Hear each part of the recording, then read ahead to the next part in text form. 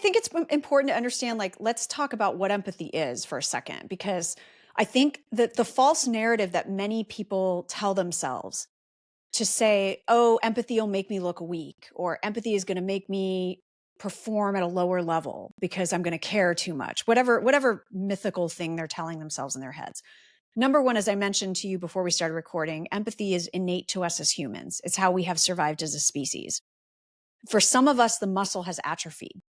For others, we've maintained environments where it's been celebrated, rewarded, and modeled, to your point. But that doesn't mean you can't intentionally build that muscle up again if you want to. And so you just got to get to the gym.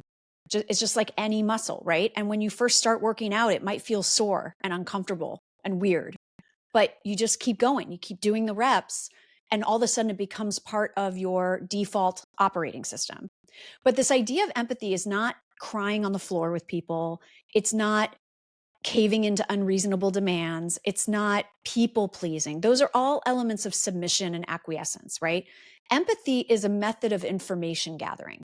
It's being able to see, understand, and where appropriate, feel someone else's perspective, and then use that information to act with compassion.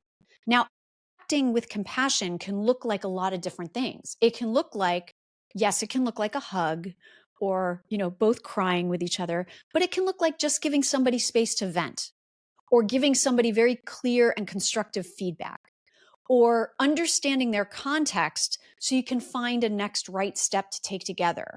For example, in the workplace or even in sports, the reason you really messed that up is because you actually haven't developed this one skill well enough.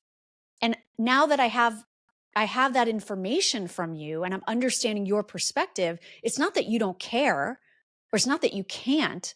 It's just that you haven't been trained in this one skill. So what we need to do as a compassionate action is get you upskilled and get you ready to go so you can succeed, because nobody wants to come to work and fail every day.